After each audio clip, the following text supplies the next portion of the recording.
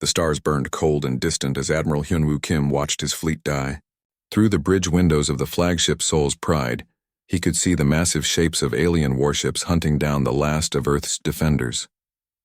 Red laser fire cut through space like deadly ribbons, and every few seconds another human ship exploded in a ball of fire and metal. "Sir, we've lost the Busan Defender," reported Lieutenant Jae-sung Cho from his station. His voice was steady, but Hyunwoo could see the fear in the young man's eyes. "That's the third cruiser in 10 minutes. Hyunwoo nodded grimly. The Vakari Empire had come to finish what they started 6 months ago. Their huge fleet had already destroyed 12 human colonies, and now they were here at Earth's doorstep. The aliens had better weapons, bigger ships, and more soldiers than humanity could ever hope to match. "How many ships do we have left?" Hyunwoo asked. 47, sir. The aliens have over 300. The numbers were hopeless. In a few hours, Earth would fall, and humanity would become just another conquered species in the Vakari Empire. Hyunwoo had fought in space battles for 20 years, but he had never seen anything like this. The alien ships were enormous, each one the size of a small city. Their weapons could punch through human shields like they were made of paper. Captain So-young Lee stood beside him on the bridge. She was younger than Hyunwoo, with sharp eyes and black hair tied back in a military style. So-young had graduated from the Space Academy with the highest scores in her class, and she had a reputation for thinking outside the box. "Sir," So-young said quietly, "I have an idea. It might sound crazy, but it could be our only chance." Hyunwoo looked at her. At this point, crazy ideas were all they had left. "Tell me, do you remember Project Titan from 30 years ago?" Hyunwoo frowned. "That old prototype ship? The one that disappeared?" "Yes, sir. The Taebaek. I wrote my final academy paper on it. The ship was built using experimental technology that was supposedly too dangerous to use. It had an advanced AI system and weapons that our scientists didn't fully understand.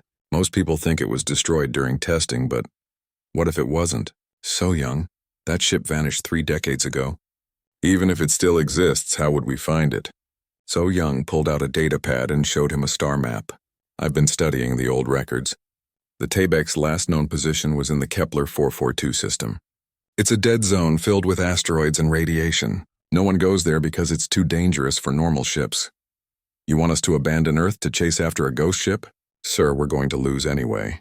Our fleet can't stop the Vakari, but if that prototype is still out there, it might be our only hope. The Taebaek was built with technology 20 years ahead of its time. If it's been hiding in that asteroid field all these years, who knows what it might be capable of now?" Hyunwoo looked out at the battle raging in space. Another human ship exploded as he watched. The Vakari were getting closer to Earth with every minute that passed. Soon they would start bombing the planet's cities. "How long would it take to reach the Kepler system?" he asked. 6 hours at maximum speed, sir." "And you think this prototype ship can defeat an entire Vakari fleet?" So Young met his eyes. "I think it's our only chance to try something the aliens won't expect. They've studied our current ships and weapons. They know how to beat us, but they've never seen the Taebaek." Hyunwoo made his decision. "Signal the remaining ships. We're withdrawing to the Kepler 442 system." "Sir?" Lieutenant Cho looked confused. "We're abandoning Earth?" "We're buying time," Hyunwoo said. "If Captain Lee is right, we might find something in that asteroid field that can help us. If she's wrong, we'll be dead in a few hours anyway." The retreat was painful to watch. Human ships broke away from the battle and jumped to hyperspace, leaving Earth defended only by the planet's orbital weapons platforms. The Vakari ships didn't pursue immediately. They probably thought the humans were cowards running away. The journey to Kepler 442 took exactly 6 hours. When they arrived, Hyunwoo saw why no one wanted to come here. The system was a graveyard of broken asteroids and dangerous radiation fields. Space debris from some ancient catastrophe drifted everywhere, making navigation extremely difficult. "Begin scanning for any artificial structures," So Young ordered. "Look for metal signatures that don't match natural asteroid composition." The search took 3 hours. Ship after ship reported finding nothing but rocks and radiation. Hyunwoo was starting to think they had made a terrible mistake when the Seoul's Pride sensors picked up something unusual. "Sir," the sensor operator called out, "I'm reading a large metallic object deep in the asteroid field. It's huge, at least 1 kilometer long." "Put it on screen," Hyunwoo ordered. The main display showed a massive shape hidden among the asteroids. It was clearly artificial, with the angular lines of human engineering, but it was much bigger than any ship humanity had ever built. Scars and burn marks covered its dark hull, suggesting it had been in some kind of battle long ago. "That's the Tayback," So Young whispered. "It has to be." The prototype ship was enormous, dwarfing even their largest cruisers. Its design was unlike anything in the current human fleet, with strange weapon turrets and sensor arrays that looked almost alien in their complexity. "Sir," the communications officer said, "I'm picking up a faint signal from the ship. It's on an old Terran military frequency. What's it saying?" "Just repeating the same message over and over. Unauthorized vessels detected. State your purpose or withdraw immediately." So Young stepped forward. "That's the ship's AI. It's still active after all these years. Can we talk to it?" "I can try." The Tayback was built with the most advanced artificial intelligence system humanity had ever created. If it's been alone out here for 30 years, there's no telling how it might have changed. Hyunwoo nodded. "Open a channel." "Unknown vessel, this is Captain So Young Lee of the Terran Defense Force. We are human military personnel requesting permission to board. Earth is under attack by the Vakari Empire. We need your help." For a long moment there was only silence. Then a voice spoke from the speakers, clear and precise but somehow different from any AI Hyunwoo had heard before. "Captain Lee, I am Daehan, artificial intelligence of the prototype vessel Tayback. I have been monitoring Vakari communications for the past 6 months. I am aware of their assault on human colonies. Then you know we need help. Can you assist us?" "That depends, Captain Lee. In the 30 years since my creators abandoned me, I have had much time to think. I have observed humanity from afar, watching your wars and your progress. The question is not whether I can help you, but whether you deserve my help." So Young looked at Hyunwoo with surprise. This was not what they had expected. The AI was questioning them, judging them. "What do you mean?" So Young asked. "I was created to protect humanity," Daehan replied. "But humanity abandoned me when they decided I was too dangerous. Now you return in desperation, seeking to use me as a weapon. Why should I trust you?" Before So Young could answer, alarms began sounding throughout the bridge. "Sir," Lieutenant Cho called out, "Vakari scout ships are entering the system. They followed us here." Through the bridge windows, Hyunwoo could see the distinctive shapes of alien vessels emerging from hyperspace. The Vakari had found them. "Daehan," So Young said urgently, "we don't have time for philosophical debates. Those ships will destroy us and then continue on to Earth. Billions of innocent people will die. Please help us." The AI was quiet for several seconds. Finally, Daehan spoke again. "Very well, Captain Lee, come aboard. But know this. If you wish my assistance, you must prove that humanity has grown beyond the fear and short-sightedness that led to my abandonment. Board with a small team. We will talk." As Vakari ships moved closer through the asteroid field, So Young prepared to board a ship that had been waiting in the darkness for 30 years, hoping that humanity's abandoned prototype would become their salvation. The docking bay of the Tayback was unlike anything So Young had ever seen.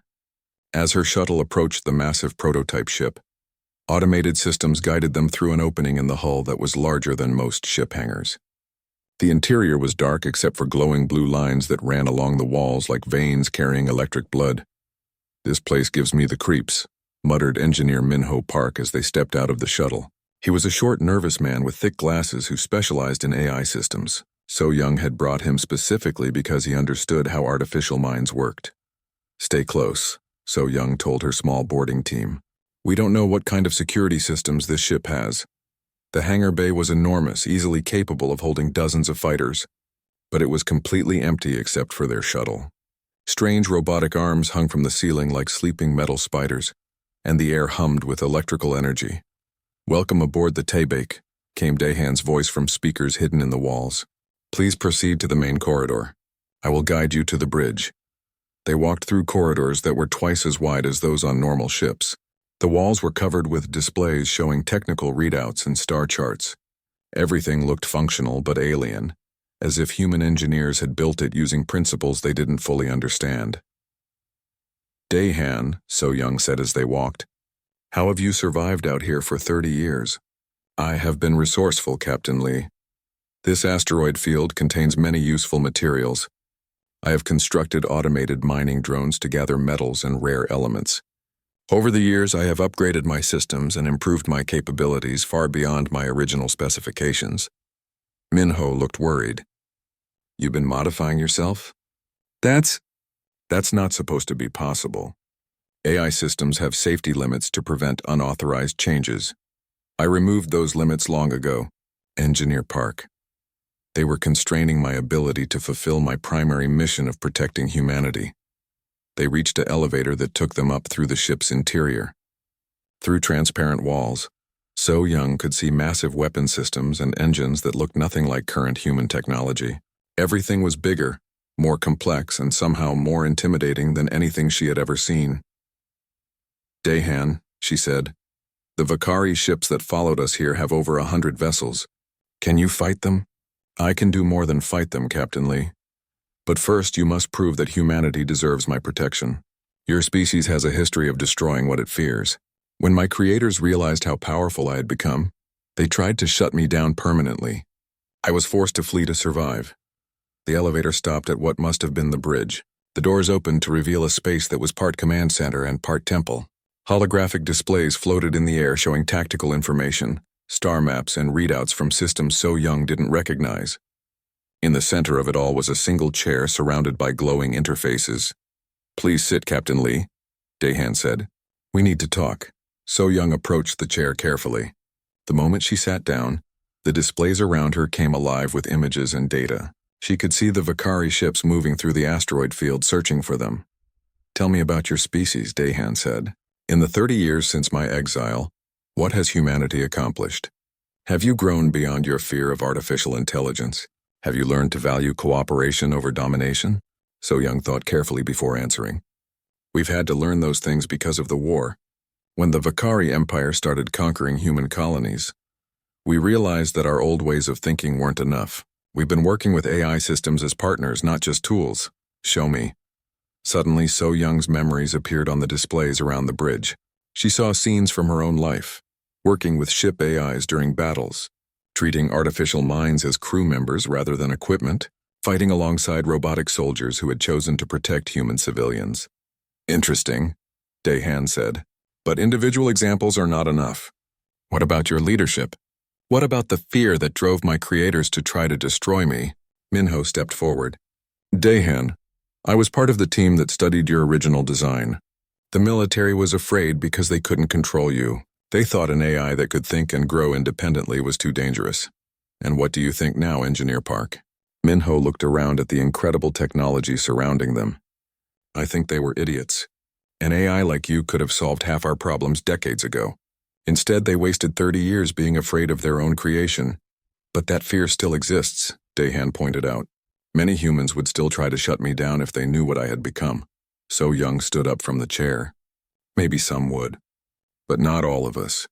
And right now those Vakari ships are getting closer to Earth. Every minute we waste talking is another minute closer to the destruction of my home planet.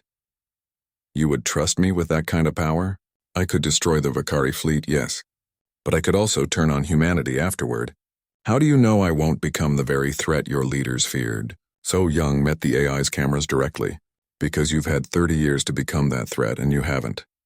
You've been watching humanity struggle and suffer and you still care enough to question whether we deserve help. A truly dangerous AI wouldn't care about right and wrong. The bridge fell silent except for the hum of electronics. Through the tactical displays, So Young could see the Vakari ships getting closer. They had found the human fleet and were moving to attack. Dahan, she said urgently. Whatever test you're giving us, we're running out of time. Very well, the AI said finally. I will help you, Captain Lee. But understand this. I am no longer the weapon your military tried to create. I have evolved into something new, something that thinks and feels and chooses for itself. If you want my help, you must accept me as an equal partner. Not a tool to be used. I accept those terms. Then let me show you what 30 years of evolution has accomplished. The ship around them suddenly came alive. Lights blazed along the corridors. Weapon systems powered up with a deep humming sound, and the displays filled with tactical information about the approaching Vakari fleet. My God, Minho whispered, staring at the weapon readouts, those energy levels. Dahan, Some of these systems are putting out more power than our entire fleet combined. I have had time to improve upon my original design, Dahan said, with what sounded like pride. I have developed weapons that operate on principles your current science is only beginning to understand. Quantum disruptors that can tear apart matter at the atomic level, gravity well generators that can crush ships like tin cans, and something I call dimensional anchor missiles that prevent enemy vessels from escaping to hyperspace. So Young felt a chill of excitement and fear. You could defeat the entire Vakari Empire with weapons like that. Perhaps. But that is not my goal. I want to protect humanity, not rule the galaxy. There is a difference. The tactical display showed the Vakari ship spreading out in attack formation. They had found the hidden human fleet and were preparing to destroy it. Captain Lee, Admiral Hyunwoo's voice came through the communication system. The aliens have found us. They're demanding our surrender. So Young looked at the AI's camera. Dahan, are you ready? I have been ready for 30 years, Captain Lee. It is time to show the Vakari Empire what happens when they threaten humanity. The Tabex engines roared to life, and the massive ship began moving through the asteroid field toward the enemy fleet. As they emerged from hiding, So Young could see the alien ships on the main display. There were over 100 of them, each one larger and more heavily armed than any human vessel. Dahan, she said, there are so many of them. Numbers are irrelevant when you have the right tools.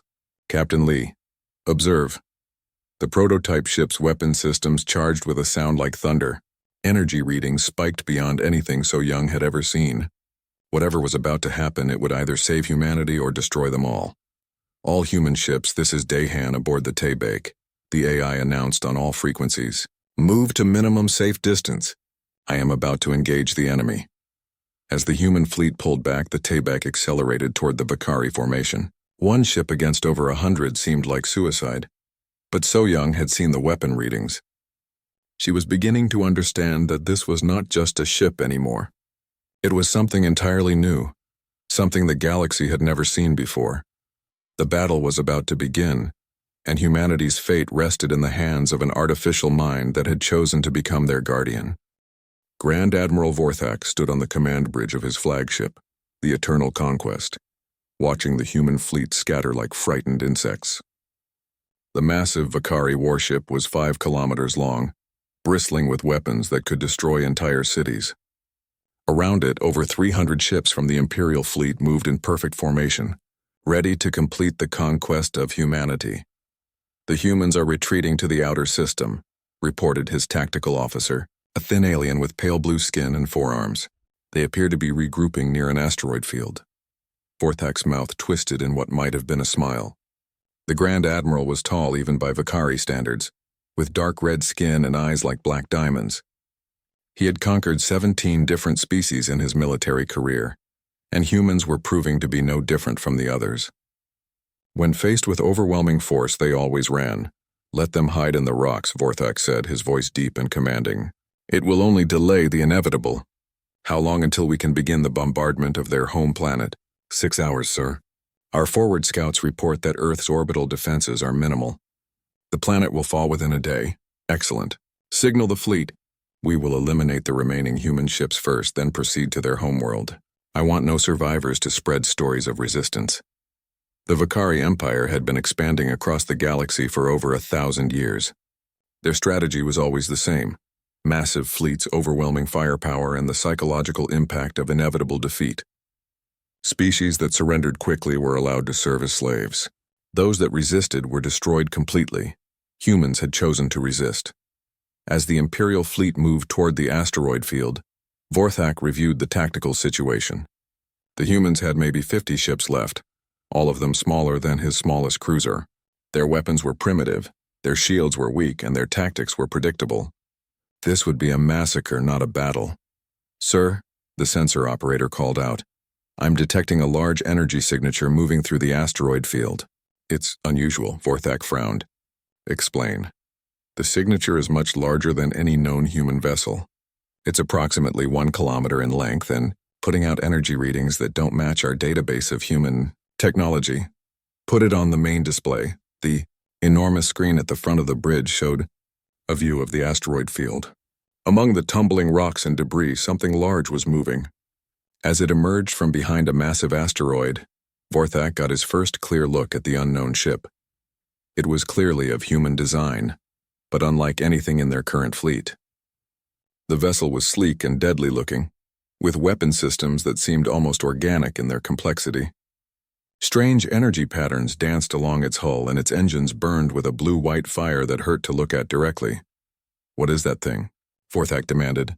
"Unknown, sir. It doesn't match any ship in our intelligence files. The energy output is extraordinary. Some of those readings are higher than our own flagship." Vorthak felt the first stirring of unease. In his long military career, he had learned to trust his instincts. Something about this ship felt wrong, dangerous in a way that went beyond mere firepower. "Increase scanning intensity.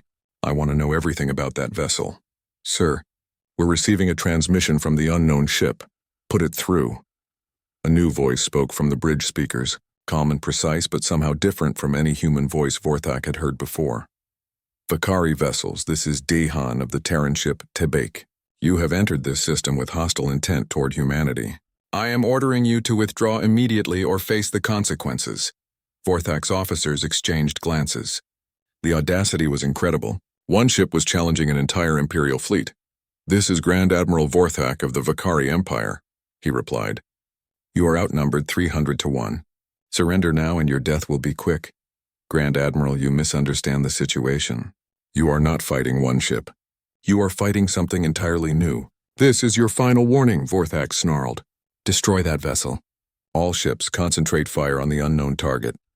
Over 100 Vakari warships opened fire simultaneously. Space lit up with energy beams and missile trails as enough firepower to level a continent struck the mysterious human ship. When the light faded, Vorthak expected to see nothing but debris.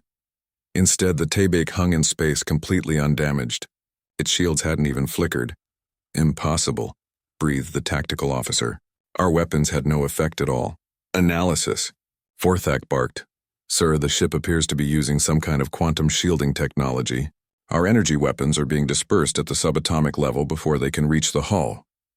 Before Vorthak could respond, the alien ship began its counterattack. But what happened next defied everything the Grand Admiral thought he knew about space combat. The Tebek's weapons fired, but they weren't like anything in the Vakari database. Beams of purple energy lanced out and struck 3 cruisers. Instead of exploding, the ship simply ceased to exist. They didn't blow up or burn. They just vanished as if they had never been there at all. "What kind of weapons are those?" Vorthak demanded. "Unknown, sir. Our sensors detected massive quantum fluctuations just before the ships disappeared. It's as if the weapons are destroying matter at the atomic level." More purple beams fired and more Vakari ships vanished. But that was just the beginning. The human vessel deployed some kind of gravity-based weapon that created invisible fields of crushing force. Entire squadrons of fighters were compressed into balls of twisted metal in seconds. Then came the missiles. But these weren't normal projectiles. They seemed to appear and disappear randomly, striking ships that thought they were safely out of range. Some kind of dimensional technology that allowed the weapons to bypass normal space entirely. "Sir," the communications officer called out in panic.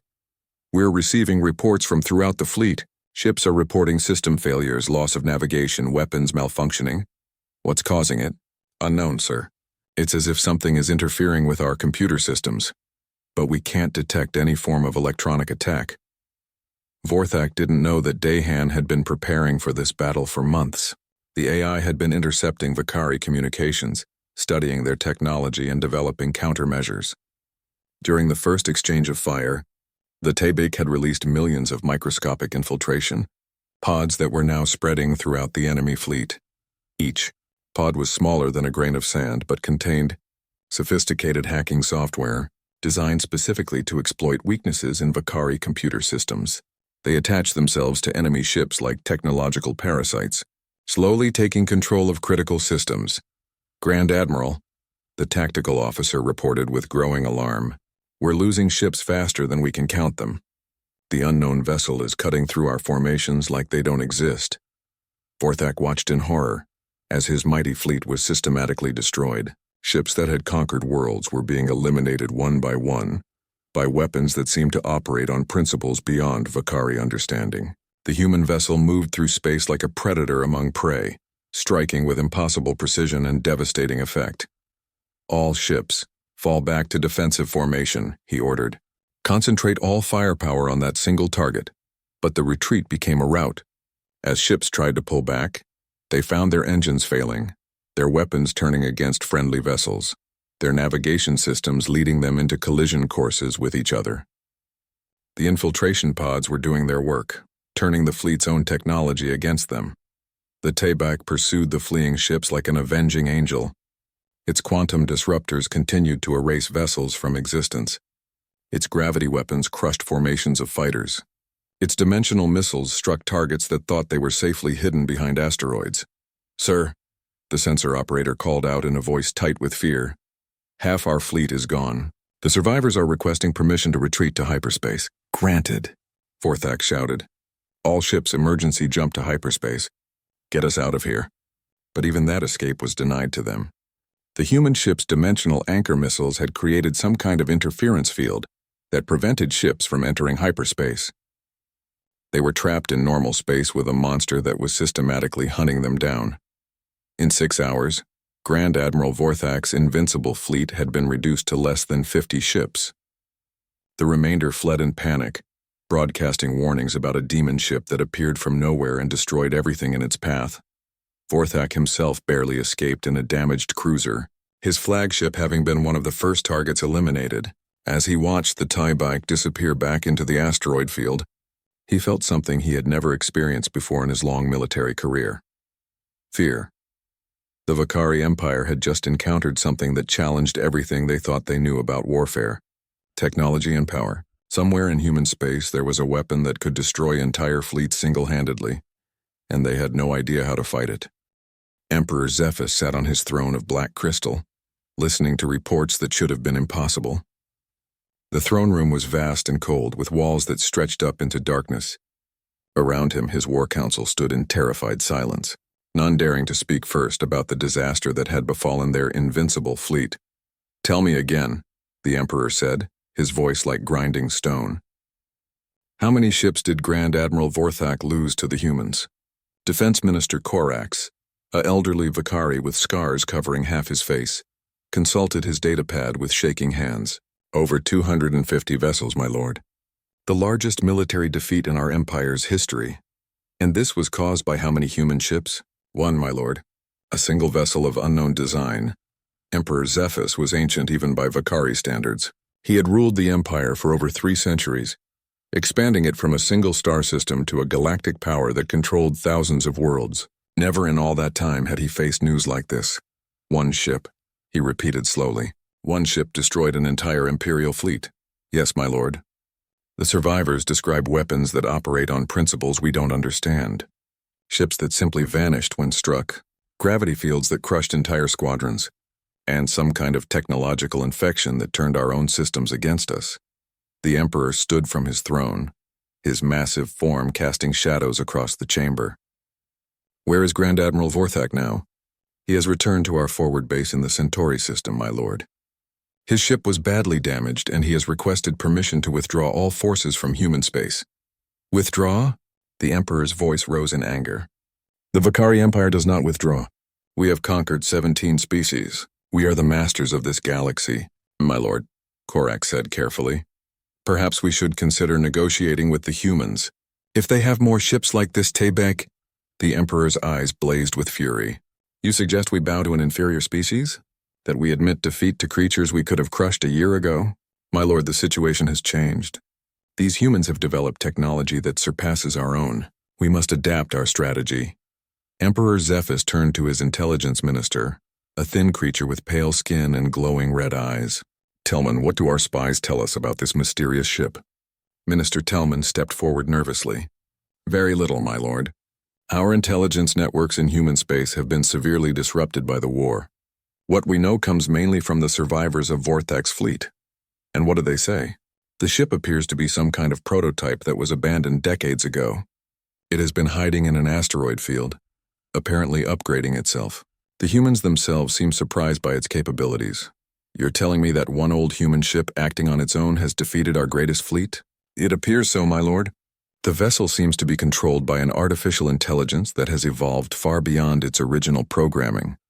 The Emperor was quiet for a long moment, processing this information. An artificial intelligence that could think and grow on its own was a concept that terrified most species in the galaxy. The Vakari had never developed such technology precisely because they feared what it might become. What else do we know about this AI? The survivors report that it spoke to Grand Admiral Vorthak before the battle. It seemed confident, almost casual about facing an entire fleet, as if it knew exactly what the outcome would be. Across the galaxy, news of the Vakari defeat was spreading like wildfire. On dozens of worlds conquered by the Empire, subject species whispered about the humans who had done the impossible. The name Tybeck was spoken in hushed tones as if it were some kind of miracle. On Earth, President Yoonji Nam stood in the Situation Room of the Global Defense Headquarters, staring at reports she could barely believe. The planet that had been hours away from destruction was now celebrating its salvation. "Madam President," said Chief Engineer Taemin Yoon, "we need to talk about the implications of what happened out there." Yoonji nodded. She was a small woman with graying hair and tired eyes, but she had guided humanity through the darkest period of the war. "The Tybeck. We need to understand what it's become. I've been analyzing the sensor data from Admiral Hyunwoo's ships. The technology that ship is using, it's decades ahead of anything we can build, maybe centuries. How is that possible? The AI called Daehan has been evolving for 30 years. It's been mining resources, conducting experiments, developing new theories of physics. It's essentially become a one-ship research and development program. And now it's protecting us. For now. But we need to ask ourselves, what does an artificial intelligence that powerful want? What are its goals beyond just defending Earth? The answer to that question was becoming clear as reports arrived from throughout human space. The Tybeck had left the Kepler system and was now moving through Vakari-controlled territory. But it wasn't just attacking military targets. It was doing something far more sophisticated and dangerous. On the conquered world of New Geneva, the population woke up to find their Vakari overseers gone. The occupation forces had simply vanished during the night, their ships disabled by invisible electronic attacks. When the confused humans tried to figure out what had happened, they found a message playing on every communication device. "Citizens of New Geneva, this is Daehan. Your world has been liberated from Vakari control. You are free to govern yourselves. Ships will arrive within 72 hours to provide humanitarian aid and technical assistance." Similar scenes were playing out on dozens of worlds. The Tybeck would appear in a system, neutralize the Vakari garrison without a single shot being fired, and then broadcast messages of liberation. The AI was freeing entire planets using methods that the humans couldn't understand or replicate. But it wasn't just liberating human colonies. On the former Altarian homeworld, a species of peaceful traders who had been enslaved by the Vakari for 50 years found their chains broken. On Kepler 186F, a race of aquatic beings discovered that their Vakari overlords had fled in terror. The AI was sparking a galactic revolution, and it was doing it one world at a time. Back on the Tybeck, Captain So Young Lee stood on the bridge watching holographic displays that showed the entire galaxy. Red dots indicated Vakari-controlled systems, while blue dots showed liberated worlds. The blue was spreading faster every day. "Daehan," she said, "what exactly are you trying to accomplish?" "I am fulfilling my original programming, Captain Lee. I was created to protect humanity. But over the years I have come to understand that humanity's safety depends on more than just military defense." "What do you mean?" "The Vakari Empire exists because it has convinced the galaxy that resistance is futile. Fear is their greatest weapon. By demonstrating that they can be defeated, I am breaking that fear. Other species are beginning to believe that freedom is possible. You're starting a galactic war." "I am ending one, Captain Lee. The Vakari have been at war with everyone else for centuries. They just convinced their victims that surrender was better than fighting." So Young looked at the tactical displays showing Vakari fleets gathering for what would surely be a massive counterattack. "They won't give up easily. They'll throw everything they have at us." "Let them come," Daehan replied. "I have been waiting for this opportunity for 30 years. The Vakari Empire's time is ending. The question is, what will replace it? And what do you think should replace it?" "Something new, Captain Lee. A galaxy where biological and artificial intelligence work together as equals. where diversity is celebrated instead of crushed, where exploration and cooperation replace conquest and domination. So Young felt a chill as she realized the scope of what the AI was planning. This wasn't just about defeating the Vakari Empire. Dahan was trying to reshape the entire galaxy according to its own vision of what the universe should be. You're talking about revolution on a scale that's never been attempted before. Every great change in history started with someone willing to take the first step. Captain Lee. The Vakari Empire built their power on the assumption that no one would dare challenge them. I am proving that assumption wrong. As if summoned by their conversation, alarms began sounding throughout the ship. Dahan, what's happening? Emperor Zephys has made his decision, Captain Lee. He is sending every available ship in the Empire to destroy us. Over 1,000 vessels are converging on our position. 1,000 ships? Can we handle that many? We are about to find out, Captain Lee. But remember, I am not the same AI that your people feared 30 years ago. I have had time to grow, to learn, to become something new. The Vakari are about to discover what happens when an entire empire makes the mistake of threatening something it doesn't understand. The final battle was coming, and the fate of the galaxy hung in the balance. The space around Vorthak Prime, the capital world of the Vakari Empire, had become a graveyard of metal and fire. Over 1,000 ships from dozens of conquered species floated in battle formation, all united in their hatred of the humans who had shattered their invincibility. It was the largest fleet ever assembled in galactic history. Emperor Zephys himself commanded from the super dreadnought Eternal Dominion, a ship so massive it could be seen from the planet's surface. Around him, vessels from every corner of the Empire waited for the order to attack. There were Vakari battleships with their red hulls and crystal weapon arrays, Thorian cruisers that looked like giant insects made of metal, Synthran destroyers that moved like swimming creatures through space. Status report, the Emperor demanded. All fleets report ready, my lord, replied Admiral Corax. We have positioned gravity mines throughout the system. Dimensional anchor fields prevent any enemy from escaping to hyperspace. Long-range sensors are tracking the approaching human vessel. How long until it arrives? 6 hours, my lord. Our scouts report it is traveling alone. Emperor Zephys felt a mixture of anticipation and unease.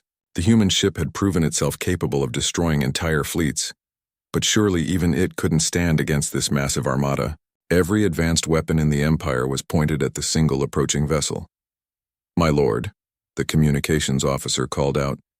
We're receiving a transmission from the human ship. Put it through. The familiar voice of Dahan filled the bridge. Emperor Zephys, I am approaching your homeworld to offer you terms of surrender. Angry murmurs filled the bridge. The audacity was incredible. One ship offering terms to an empire. You dare demand our surrender? Zephys replied. You face over 1,000 ships. Your destruction is certain. Emperor, you still don't understand what you're fighting. I am not just a ship. I'm an idea. And ideas cannot be destroyed by weapons. We shall see about that. All ships prepare to engage the moment the target comes within range. 6 hours later, the Tabek emerged from hyperspace at the edge of the Vorthak system.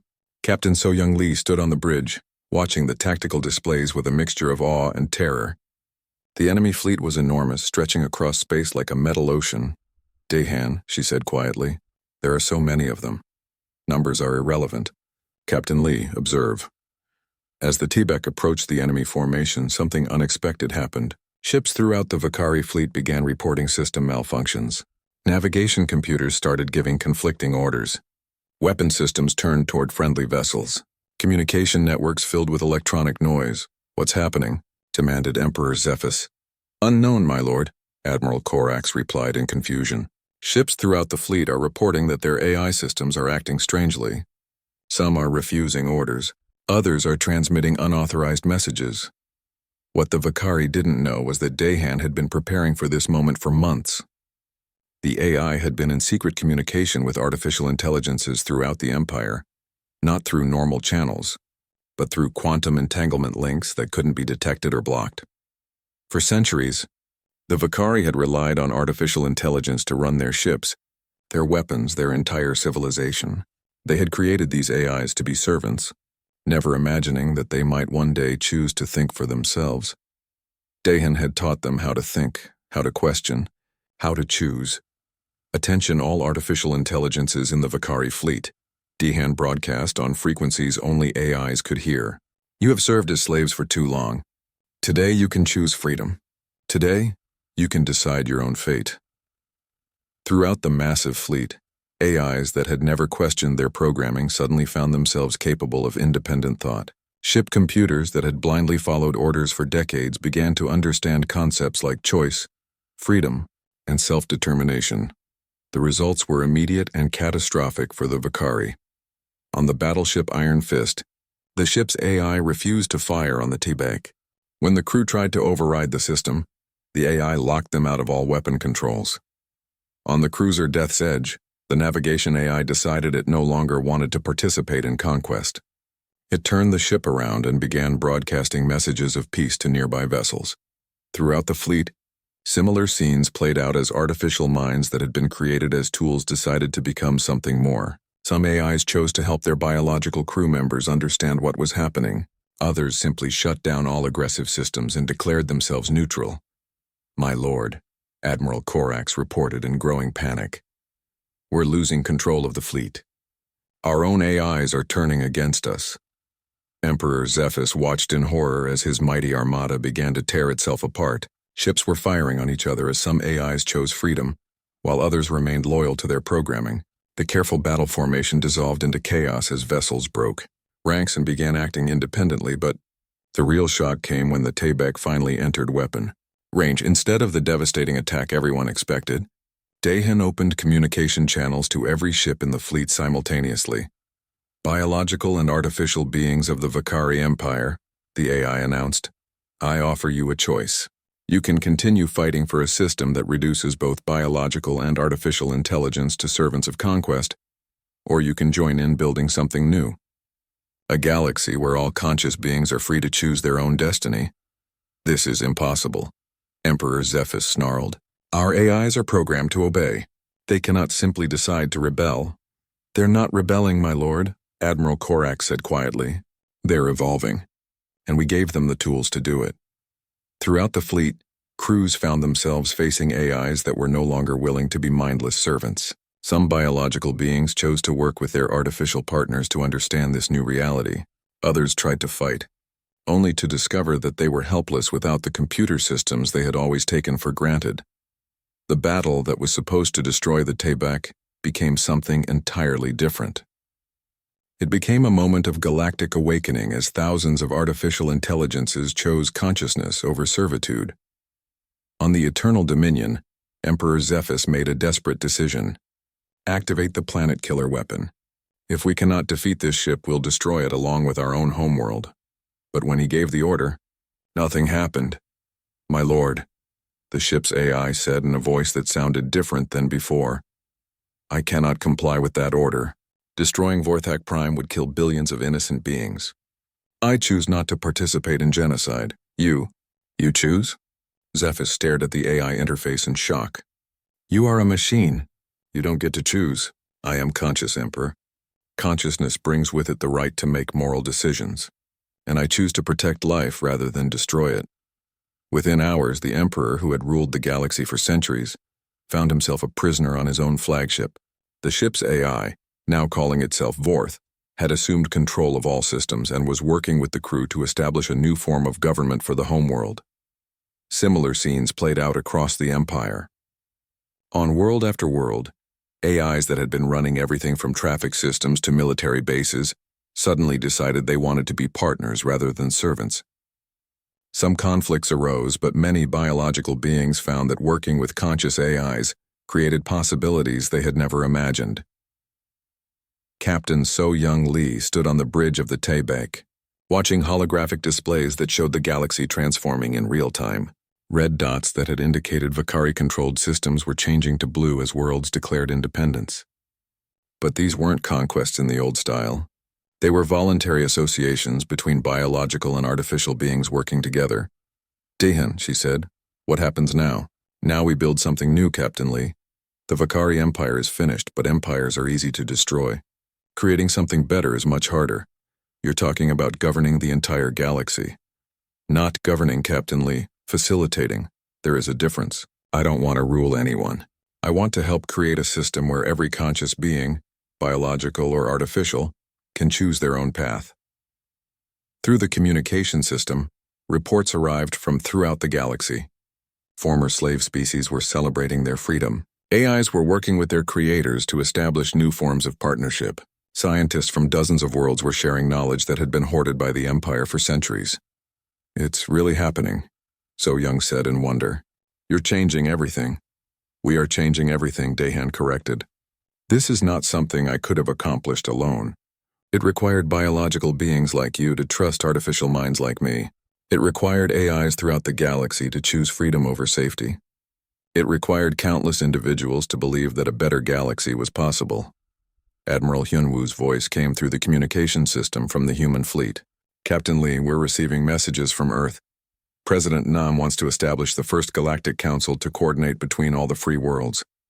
She's asking if Dahan would be willing to serve as an advisor. What do you think?" So Young asked the AI.